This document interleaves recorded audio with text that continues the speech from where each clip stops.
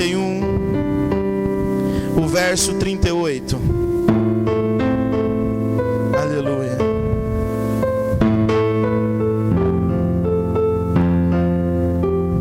Amém.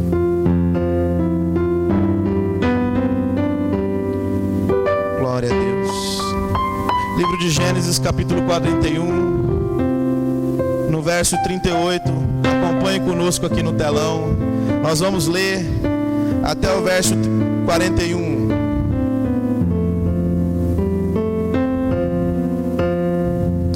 Perguntou, pois, Faraó aos seus servos: poderíamos achar um homem como este, em quem haja o Espírito de Deus?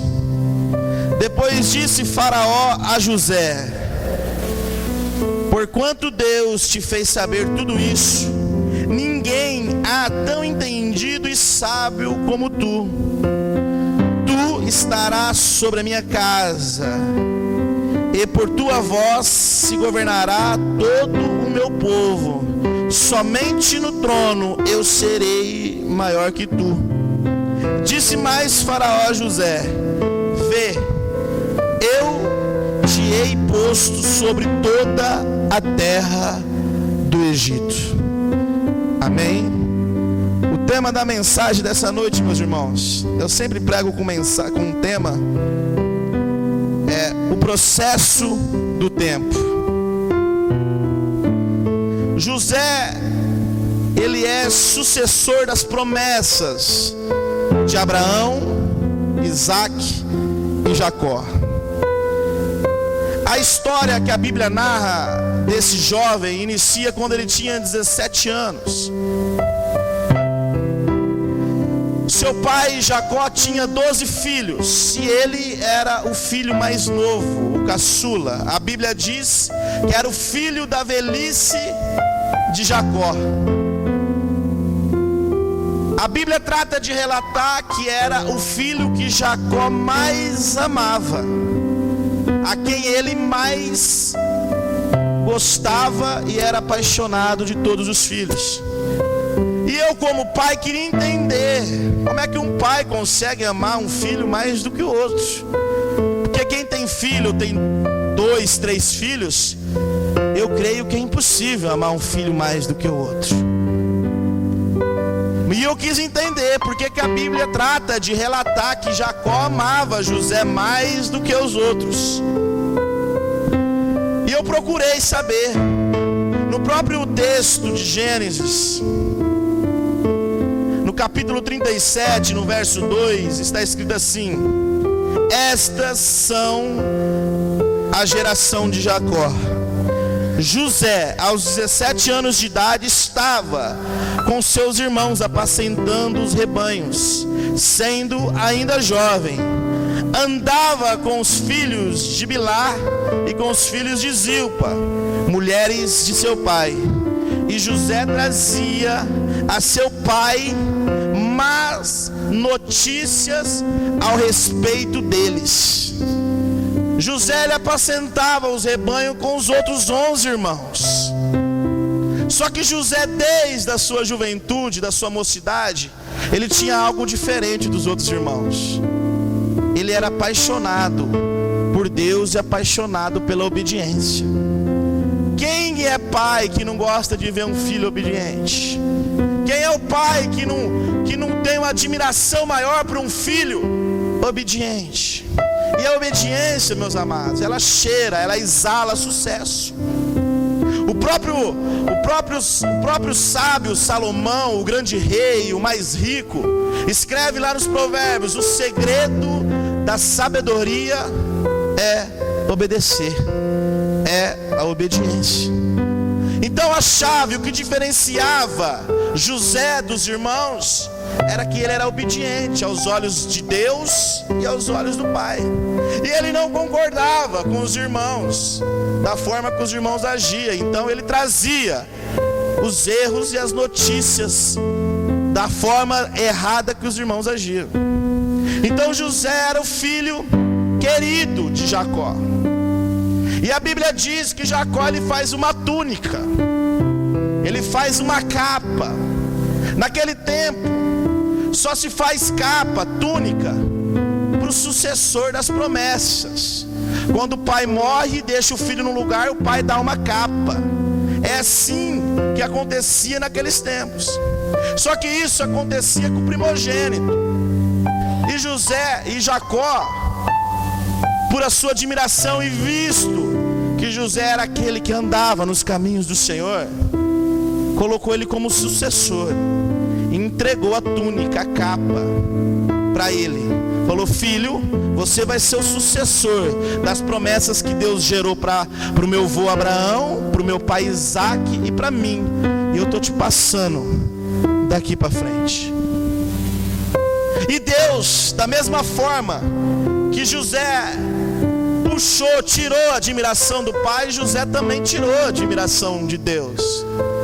E Deus só tem intimidade, meus irmãos, só fala com aquele que obedece, com aquele que anda na linha. Então Deus visita José num sonho e mostra para José que a lua e o sol e 11 estrelas se prostravam perante ele. E ele acorda numa bela manhã e conta os sonhos para o pai e para os irmãos. A palavra de Deus, no mesmo capítulo, no verso 11, diz assim: seus irmãos, pois, os invejavam, mas seu pai guardava o caso no coração. A Bíblia trata de relatar que os próprios irmãos invejavam o tratamento de Deus com José e o tratamento do próprio pai com o filho. Mas isso foi construído não porque ele é diferente dos irmãos, mas é da forma que José escolheu viver, da forma que ele decidiu andar com Deus. Ele não aceitava as coisas erradas. Quando os irmãos pecavam, erravam e falhavam, ele corria e contava para o pai: pai, eles estão agindo de forma errada. O erro não estava no coração de José, a obediência estava. Só que aquele que anda no caminho, aquele que obedece, exala e cheira sucesso. E sucesso traz inveja. Ninguém quer ver, ainda mais nesse mundo lá fora, alguém se dando bem, alguém que exala sucesso, alguém que cheira sucesso. Ninguém quer ver o crescimento de um irmão, de uma irmã, de um amigo. A própria família não quer ver o crescimento. Tá bom quando tá na lona, quando tá crescendo, a inveja começa a consumir. Parece que nós estamos carregando 10 sacos de arroz de 5 quilos nas costas, tão olho gordo que tem. E isso aconteceu lá no primeiro livro da Bíblia, em Gênesis, há 4.000 anos atrás. E acontece hoje na nossa história.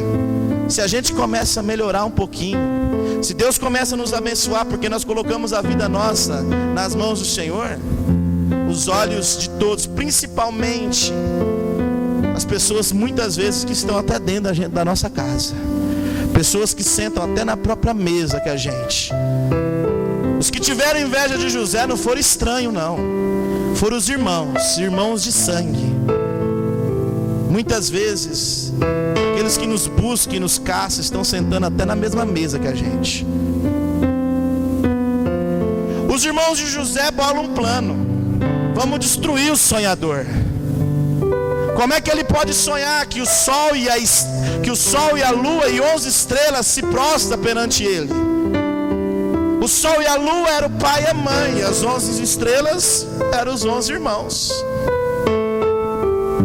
Então os irmãos, com toda a inveja e ira, falam assim: vamos bolar um plano, vamos destruir esse camarada, vamos destruir o sonhador, vamos ver mesmo se ele é tudo isso. Então os irmãos saem para apacentar ovelhas.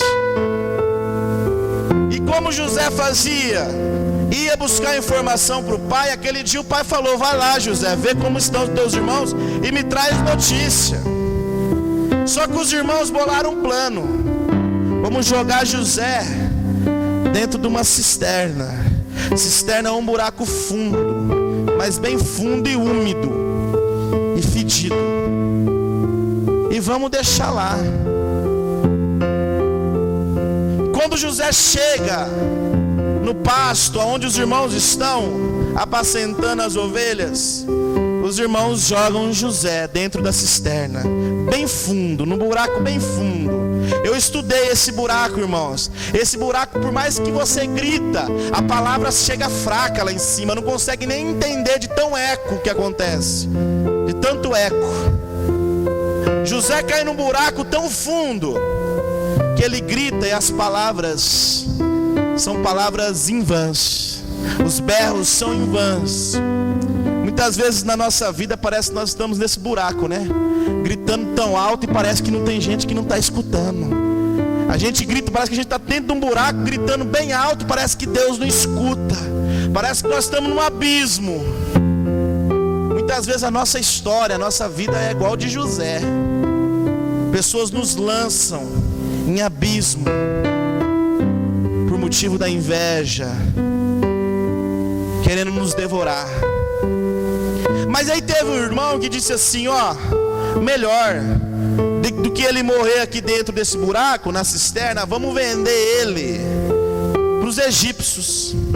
Vamos vender José, pessoal do Egito. E vinha o pessoal do Egito passando numa carreata. Pegaram José, jogaram uma corda, puxaram ele e ofereceram ele como escravo. Ele foi vendido para o Egito, para o exército do Egito, por 25 ciclos, que representa hoje praticamente 500, 600 reais. Ele foi vendido como escravo, como uma mercadoria, sem valor nenhum, pela sua própria família, pelas próprias pessoas que sentavam e faziam refeições com ele. Traído, negado, porque Deus tinha um projeto, porque Deus tinha um plano na vida dele, porque ele era diferente. Aonde era a diferença dele? A obediência. José, quando ele chega no Egito, ele é colocado, ele é exposto no centro da cidade como uma mercadoria. E lá passam os compradores, quem paga mais leva. E o capitão do exército de Faraó gostou de José e comprou. E José foi trabalhar para Potifar, que era o capitão do exército de Faraó, capitão do exército egípcio. Chegando lá, Deus, apaixonado por José, pela sua obediência, Deus começa a abençoar a vida dele. Deus começa a abençoar ele. Tudo que José toca, tudo que José põe a mão, Deus prospera. Tudo que José começa a fazer, dá certo. Não tem nada que José põe a mão que não dava certo. O capitão do exército, muito inteligente, não é burro nada, opa, colocou tudo na mão dele, administra. A única coisa que você não pode relar é na minha esposa. O restante faz tudo.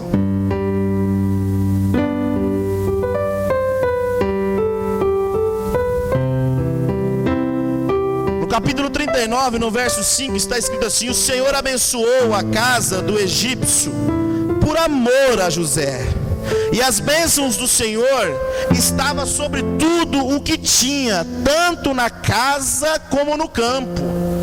Deus abençoou a vida do capitão egípcio por amor a José, por amor a ele.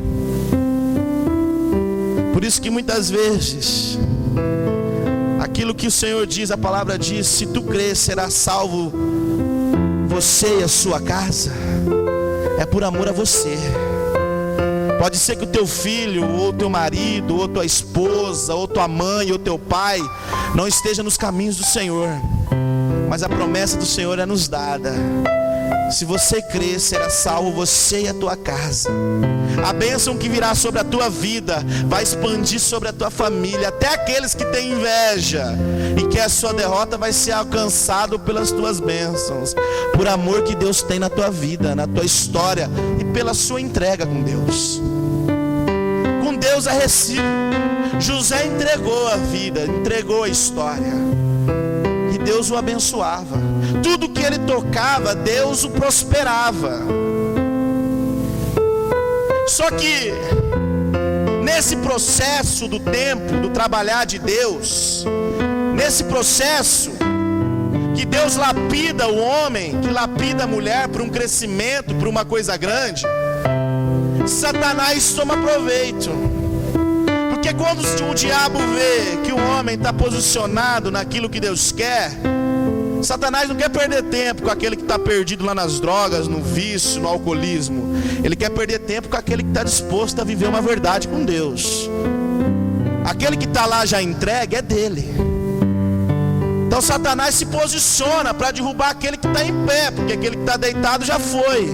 E o que está em pé é o perigo de Satanás, porque vai levantar também aquele que está caído. Vai ser a corda para puxar o que está derrubado, para sarar os que estão doentes. Vai ser o instrumento de Deus. Então Satanás, quando viu José prosperando, ele foi colocando obstáculos no caminho da vida dele. Obstáculos chamado pecado. Porque a única coisa que nos separa de Deus, meus irmãos, é o tal do pecado. A única coisa que nos afasta de Deus é a desobediência e o pecado.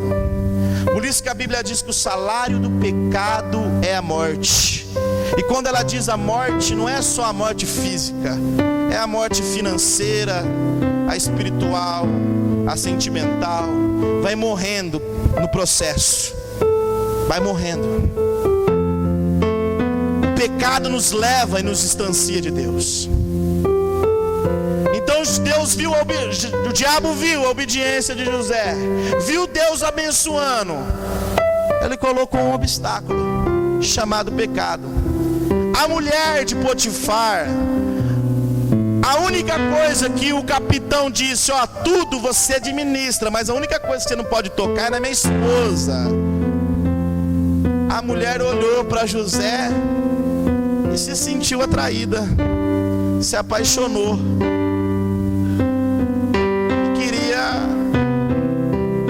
Queria resolver com ele de outra forma. Queria tchaca-tchaca na buchaca. E ela pressionou ele. Falou: José, eu tô querendo você. Ele disse para ela: isso está escrito na Bíblia. O meu Senhor, que é o seu marido, me deu tudo para administrar, mas não me deu só você. E eu jamais vou desobedecer. Jamais eu vou desobedecer o meu Senhor, o meu líder. Por isso que obedecer a Deus está em obedecer as coisas que estão aqui embaixo. Obedecer a Deus não é só vir na igreja. Obedecer a Deus é aquilo que nos envolve no dia a dia da nossa vida, na nossa história. Obedecer a Deus não é só dar glória a Deus e aleluia dentro da igreja. Obedecer a Deus é na nossa casa, junto com a nossa esposa, com os nossos filhos, no nosso dia a dia. Então ele disse: eu não vou desobedecer o meu Senhor, porque se eu desobedecer o meu Senhor, o meu líder, o meu patrão, eu vou estar desobedecendo o meu Deus. Então eu não quero. E ele foi se esquivando, e a Bíblia diz que ela cada dia mais ela ia pressionando o camarada. Imagina, as mulheres egípcias são mulheres sedutoras, bonitas, que faz aquelas danças. E cada dia a mulher pressionando o camarada, e cada dia a mulher pressionando. Então Satanás cria uma estratégia. Um dia ele chega para trabalhar, a Bíblia relata que não tinha ninguém na casa do capitão, só estava ela. Já que ele não foi, ela partiu para cima dele, e ele negou, e ele se esquivou. E a roupa que ele usava, ela rasgou e ficou com um pedaço com ela. Ele correu, saiu sumido. Ela tratou de chamar os outros funcionários, os outros servos, e disse que José quis abusar dela, tentou abusar dela à força. Muitas vezes Satanás, levanta pessoas para falar de coisas que a gente nem fez, e isso machuca a alma, isso cria ferida. Alguém dizer algo para você que você não é, alguém dizer algo para você que você não fez, isso machuca por dentro, isso cria sentimentos.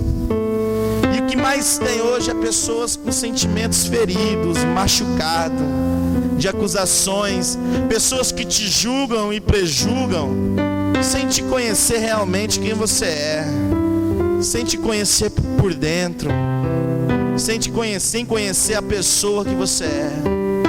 E isso muitas vezes nos machuca, porque muitas vezes essas acusações vêm de pessoas, como eu disse, que estão sempre ao nosso lado, que estão sempre à nossa volta.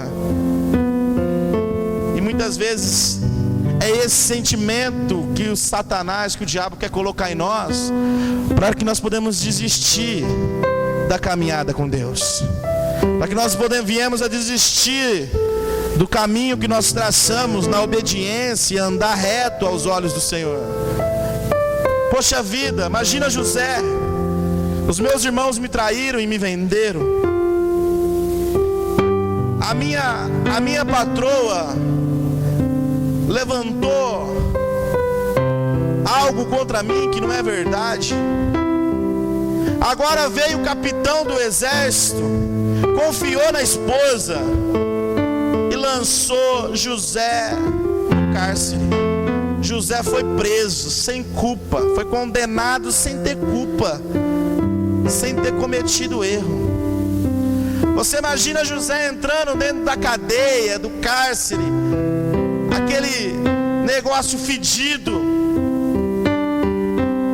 e Satanás soprando no ouvido dele e dizendo assim: vale a pena ser fiel a Deus dessa forma? Vale a pena continuar na caminhada que você está? Olha onde você está, embaixo, preso. E muitas vezes esse processo do tempo, esse trabalhar de Deus, para que Deus possa entregar algo grande, machuca. E muitas vezes, muitos desistem da caminhada com Deus, desistem do processo no meio do caminho, porque o processo é dolorido. E a Bíblia diz: aquele que me escolher, o Senhor diz, vai entrar por uma porta estreita, apertada. Não é fácil. Viver com Deus, viver nos caminhos do Senhor não é fácil, é apertado, é estreito, é negar a si mesmo. Perguntaram para Jesus: Jesus, o que eu preciso para te seguir? Ele disse: nega a si mesmo, negar os nossos desejos, a nossa carne, lutar todo dia contra o pecado, amar aqueles que nos olham torto e nos perseguem. É difícil, mas é possível, porque Deus entrega, irmãos, coisas grandes para quem oferece coisa grande para Deus. Nós estamos acostumados a oferecer migalhas, o restinho do nosso tempo, o restinho da nossa vida. E muitas vezes, quando nós precisamos que Deus resolva os nossos problemas. Para que Deus faça algo grande na nossa história, nós precisamos entregar algo grande para Deus. E esse algo grande é a nossa vida, é o que nós somos. A Bíblia relata que quando José foi preso, o chefe da cadeia, do cárcere, os olhos dele achou feição em José. Ele gostou de José. Passou um tempo, José, ele que coordenava toda a prisão, ele que liderava toda a prisão, toda a parte administrativa da prisão, era José que fazia. José administrava a prisão, mesmo sendo preso. aonde ele colocava a mão, podia ser até lá embaixo, na lona, Deus o prosperava. Deus permitiu que ele administrou os negócios do capitão Potifar. Capitão do exército egípcio, tinha muito dinheiro. Ele administrou com dinheiro. E lá embaixo da terra, no cárcere, na cadeia, ele administrou sem dinheiro, apertado, com necessidade, faltando as coisas. Deus veio modelando e preparando ele. Só que muitas vezes nós não entendemos o preparar de Deus e desistimos da caminhada. Um certo dia, o rei Faraó manda prender o padeiro e o copeiro. E chega lá o padeiro e o copeiro, estão lá presos e tristes. José pergunta: por que vocês estão tristes? Nós tivemos sonhos. Eu tive um sonho, ele teve outro, só que nós não conseguimos revelar os nossos sonhos, saber o porquê disso. Então o padeiro contou o sonho e o copeiro contou outro sonho. O sonho do padeiro José revelou. O seu sonho é para morrer, de morte. E o do copeiro era de vida. Falou: dentro de 3 dias o padeiro morre, e dentro de 3 dias você volta ao lado do rei. E isso aconteceu. E ele disse para o copeiro: e quando você estiver do lado do rei, lembra de mim, não esquece de mim não. A Bíblia trata de relatar que 2 anos depois, o copeiro lembrou dele. Ele estava preso. Por que eu disse que José ama a obediência? Porque desde o início da história dele, que a Bíblia narra, ele vem sofrendo e pagando preço por ser obediente a Deus. Os irmãos invejavam porque ele era obediente. E como eu disse, a obediência, ela exala sucesso. Por mais que esteja difícil, por mais que as coisas nos sufoquem, as lutas nos apertem, vamos continuar firme na caminhada com Deus. Porque nesses caminhos que nós vamos passando, nesses momentos difíceis da nossa história, Deus vai nos preparando para algo grande, para algo que Ele vai nos entregar. Pode ser que Deus vai te entregar algo grande na tua vida profissional, no teu emprego, na tua empresa. Pode ser que Deus vai te entregar algo grande na tua família, na tua casa. Pode ser que Deus vai te entregar algo grande no teu ministério, na igreja. Mas nessa trajetória, a nossa parte chama-se obediência. E continuar firme, com os olhos no alvo, que é Jesus. Não em outras coisas. As outras coisas são fumaça, tem começo, mas não tem fim. Mas Jesus tem início, meio e tem fim. Tem base, tem alicerce, é firme. O homem pode falhar. O único que morreu e está vivo hoje se chama Jesus Cristo. O restante tudo morreu. Tudo que o homem cria é morto. Não existe nada que o homem cria que não morre. Mas Jesus Cristo é vivo e firme, é eterno. Tudo que parte de nós, da criatura humana, tudo que o homem cria, acaba amanhã. O homem faz um carro, dura 20, 30 anos e amanhã acaba. Tudo que o homem cria, nada é eterno. Por isso que eu sempre digo aqui que nós não pregamos religião, nós pregamos Jesus Cristo, que é o único que pode mudar a nossa história. É o único que pode mudar a nossa vida. É o único que pode curar a nossa família. É Jesus. É o único que vive. Então José,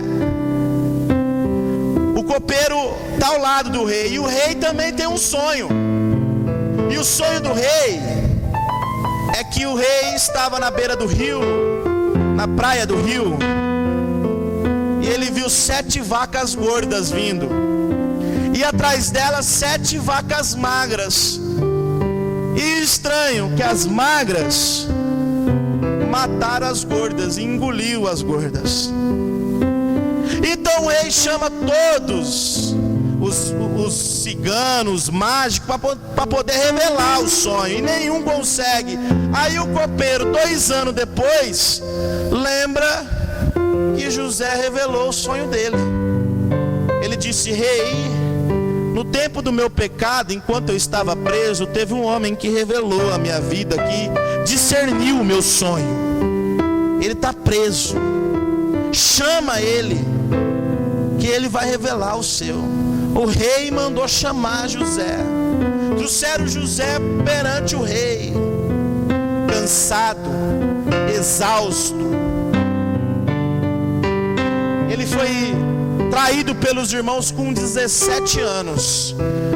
A Bíblia relata no verso 46 do capítulo 41 de Gênesis: ora, José era da idade de 30 anos quando se apresentou a Faraó, rei do Egito. O cara ficou 13 anos sofrendo no processo do tempo, sendo lapidado por Deus, sem saber o que Deus tinha para ele. Ele só sabia que era algo grande, mas ele não sabia o que era. 13 anos sendo traído pela família, sendo traído pela patroa, sendo acusado de um crime que não cometeu, sendo preso, vivendo na prisão. 13 anos o processo dele. E com 30 anos de idade, ele se apresentou ao rei do Egito, ao rei Faraó. E o rei contou o sonho para ele: José, eu vi 7 vacas gordas, e logo depois vinha 7 vacas magras, e as magras comiam 7 vacas gordas. Revela o meu sonho. O homem que passou tudo isso, ele disse para o rei: a excelência da revelação não é minha, quem revela é o meu Deus. Olha a obediência, olha a posição do homem, olha a fidelidade com Deus. Parecia que Deus abandonou ele, deixou ele, tinha esquecido dele. E ele diz: a excelência para poder revelar o teu sonho, rei, não é minha, é do Deus que eu sirvo. Olha que coisa grande, né? E eu vou te revelar o sonho, porque Deus permite que eu revele. Rei, vai haver 7 anos no Egito de prosperidade, de abundância, de terra boa, de terra farta.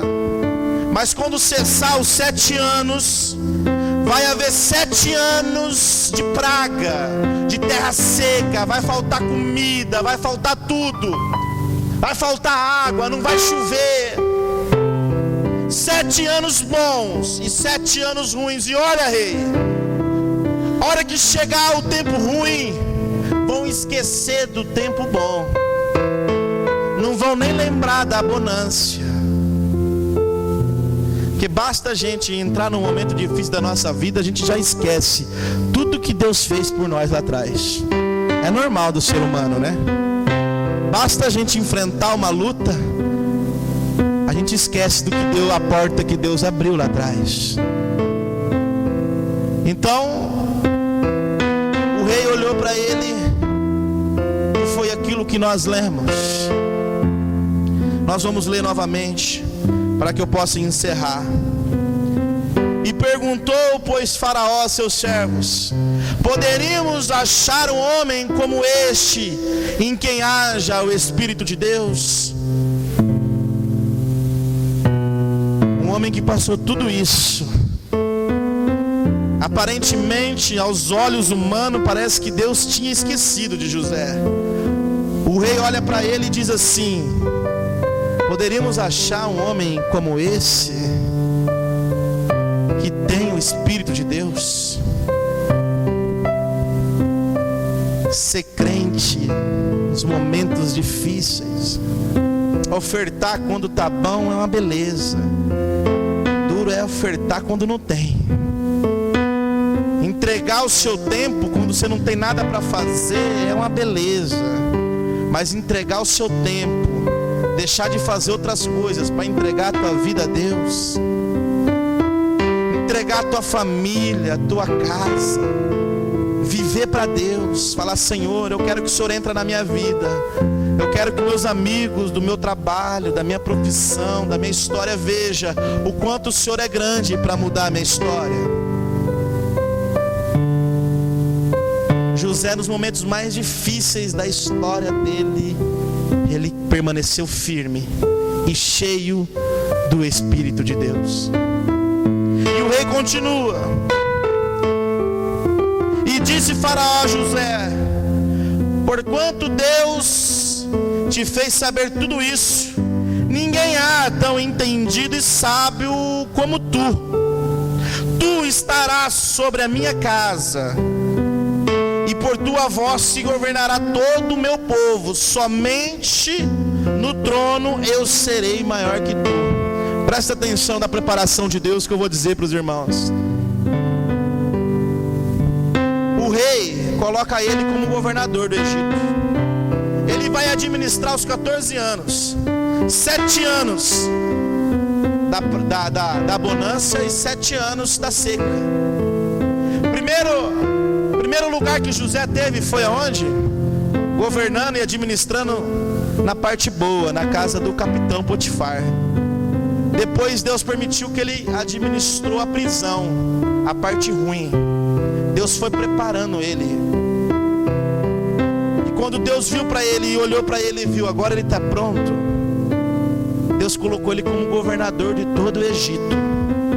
Toda a administração do grande país egípcio naquele tempo estava nas mãos dele, porque Deus revelou para ele o que ia acontecer, pela obediência dele. Irmãos, muitas vezes nós passamos pelo processo do tempo, e às vezes parece que os momentos difíceis da nossa história nunca acabam. Mas o que eu posso dizer é que vale a pena ser fiel a Deus, mesmo estando difícil. Mesmo estando difícil. Porque vai chegar o momento, ontem a irmã Cineide disse para mim, vai chegar o momento que o tempo vai acabar. Vai chegar o momento do tempo em que Deus vai levantar. E Deus, Ele escolhe pessoas que não é para ser. Ele não escolhe pessoas prontas e capacitadas. Ele escolhe para capacitar e para fazer. Eu queria pedir para os irmãos ficarem em pé. Nós vamos orar a Deus.